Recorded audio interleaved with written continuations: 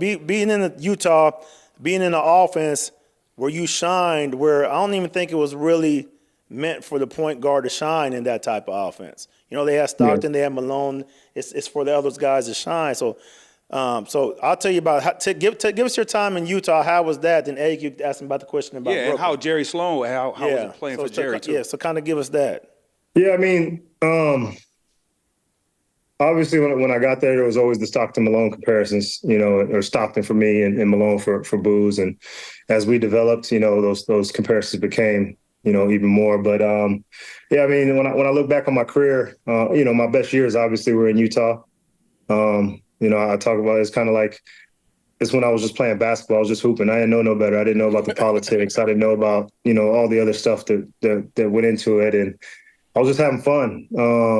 And so, yeah, I mean, Jerry, the way he prepared us, you know, every day at practice, night in and night out, you know, we were pretty much, you know, we were practicing like we were in training camp still into February, still running lines, still, you know, we were in shape. You know, he was big on, you know, being in shape. And, you know, I feel like that helped us, especially at home. You know, guys coming in, hitting that altitude, and we hit the ground running. Mm-hmm. You know, guys are sucking wind trying to keep up with us. And so, yeah, I mean, my time there was amazing. I played with a lot of great guys and a lot of great memories there. Do you think that type of coaching will work right now? No.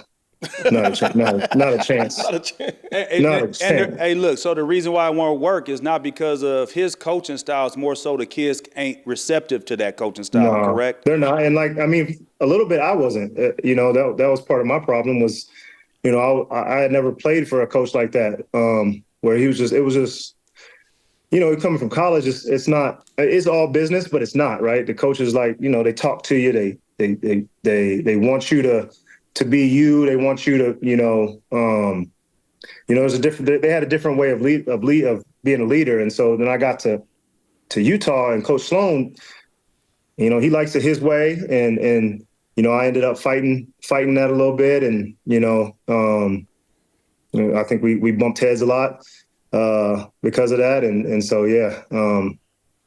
But definitely nowadays, like, no, because I like to work hard. The working hard was not a problem for me.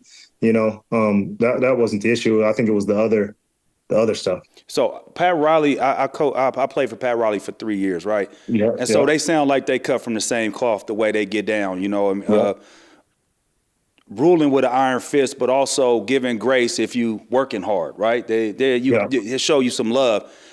I always say that Pat is the best coach and the best thing that ever happened to me coming in as a rookie and playing 3 years. I don't know if I play 11 years without having the tutelage and the guidance that he gave me. He cared. You know, you could genuinely see that he cared. He called you in your office. Would you say that Jerry was your best coach that you had in the league? Yeah, for sure. Bet. For sure. Yeah, and like that's what I'm saying. Like when I look back, you know, I'm 40 now, but, you know, I started realizing this pretty much, you know, my last couple of years, and like when I was, you know, after I played, just looking back on like how I took that for granted, right? You always think the grass is greener on the other side when it's really not, you know, it's not. And I feel like a lot of players, you know, get a chance to feel that, you know, they want out of a certain situation because it's not perfect, but there's not many situations that are perfect, you know? Yeah. So transitioning from, you know, the last couple years of your career, you did play with Brooklyn. Was Jay Kidd was your coach at the time? Or who was the coach there? I played for 4 coaches in 3.5 years. Wow. So that shows you how good that was. Right. 3.5 coaches. That's kind of where my career started kind of taking its toll. You know, I was dealing with some injuries, some ankle injuries, kind of nagging stuff. Had wrist surgery when I got traded there that first year. But yeah, it was a tough situation, right? Because, you know, I went from winning 50 games a year to the next season I won like, I don't remember. Maybe 25, maybe 25. Damn, I've been there. First time I've ever had a losing career in any level. That shit hurts, don't it? Losing record. And that shit take a lot out you though, D. Don't it? It takes a lot out you. It does, man. But, you know, things got better. You know, but at the same time, it's just very, very tough, especially as a point guard, right? The thing I think that I had with Utah was consistency, right? We kept our core for most of the years I was there. Obviously, we had the same coach. we did things the same way. And then when I got to New Jersey, at the time it was New Jersey Nets, and then Brooklyn after 2 years, it was just not a lot of consistency, man. The rosters were changing every year. Obviously coaches changing every year, so you're learning a new system with new players. And it was just hard to get into a rhythm, especially once I started getting injured, started having those, dealing with those injuries, and kind of took a toll on me mentally, and also my personal life wasn't in the best place during those times either. So that took a toll on me as well. For sure. D. Wood, it's time, man. So I had a European career. I played in all over Europe, Spain, Italy, and in Turkey, and I actually played for the same team you played for, Besiktas in Istanbul.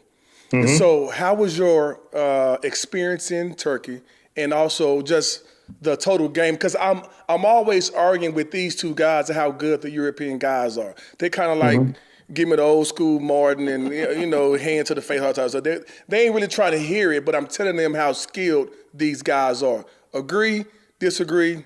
How you felt? So Give it to him, D. Will. Give him the same. Yeah. No, be real. Tear his ass up, please. So here's what I'm going to say to that. So first of all, my time in Turkey was amazing. I loved it. I loved Istanbul. I loved the Turkish people. I loved the food over there, everything. I'm a guy the reason I went over there is because I didn't want to sit, at home and not play basketball. They were telling us to prepare for a year-long lockout. So I'm like, well, shit, I'm gonna go get paid somewhere and play some basketball, experience. I like to experience new things and different cultures and things like that. So I, kind of jumped in and had a great time over there. I honestly didn't want to come back. Okay. Because we were winning over there. I was going back to a team that won, 20 games a year before. And so, I could have stayed there that whole year for sure. Now, as far as the players over there, yeah, I mean, there's some dudes over there that can go, and definitely guys that could play on the NBA roster. But there's also some guys that they wouldn't play on our college team playing. No doubt. Thank you. So I mean, yes, the level's good, but it's also there is levels. I get it. Is nowhere near. Don't sugarcoat D. Will, shit, D. Will. Let him know. D. Will, listen what he about said. This shit every day, D. Will. D. Will, Tell him. he tried to tell me that the USA wasn't finna win gold. He said it was going to be a problem for them to win gold. Well, they did almost. I mean, they had some tough games. Thank you, bro. They had some And tough that's a different thing, right? We're talking about these, teams in these other countries. They're not stacked like the national teams are. The national teams is stacked. Thank you. And these guys have been playing together since they were little. They know each other. And I'm not saying. See, Who won gold?